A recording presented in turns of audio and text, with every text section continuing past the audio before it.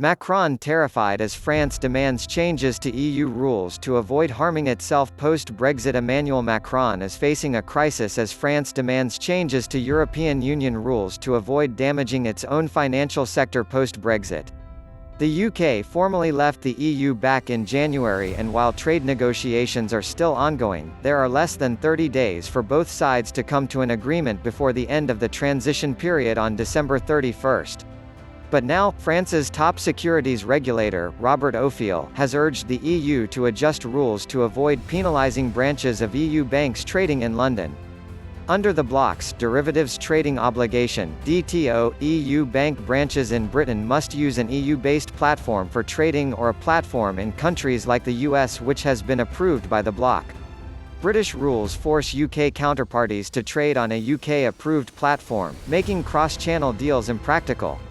Last week, the European Securities and Markets Authority (ESMA) said the clash was due to how Britain applied its own rules and it would simply monitor the market. Warning the EU, Mr. Ophèle said, "If we do so, it will be too late. The harm will have been done. I do hope that the European DTO can still be rapidly adjusted." He continued to say the bulk of trading covered by the EU rules is concentrated in London and around 70% of volumes handled by EU branches in the capital were at risk of being lost if moved to the US. While Brussels is looking to create a deep capital market to reduce reliance on London, Mr. Ophèle said trying to achieve this from scratch in derivatives would be detrimental. He warned doing so with no critical mass of strong players inside the bloc would put the EU at a disadvantage to London. Mr. Ophèle also warned the EU needs to up its game in terms of financial regulation given the UK has made it clear it will be nimble and agile from January 1st. Last year, Mr. Ophèle issued a similar warning, adding the EU could grant UK market access for derivatives trading to supersede the DTO rules but said this was unlikely. During negotiations, neither side has been able to come to an agreement on issues such as state aid and fishing quotas and rights.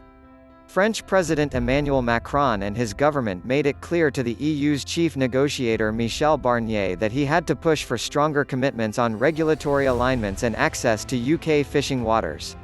Last month, Mr. Macron said, "In no case shall our fishermen be sacrificed for Brexit." But Mr. Macron has since been accused of exaggerating how important UK fishing rights are to the French. A report by the European Commission says 60% of all fishing is done around UK waters, in the northeast Atlantic. In France, the fishing sector is worth less than the art business at €1.4 billion (£1.2 billion) a year. The 2019 report says, by way of comparison, the overall holding capacity of the Norwegian fishing fleet was the largest in Europe. It was also considerably more powerful than that of any EU member state.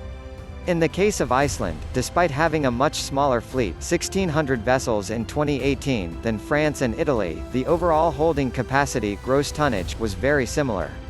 As the end of the transition period looms closer, the two sides are negotiating in London for a crunch round of talks this week.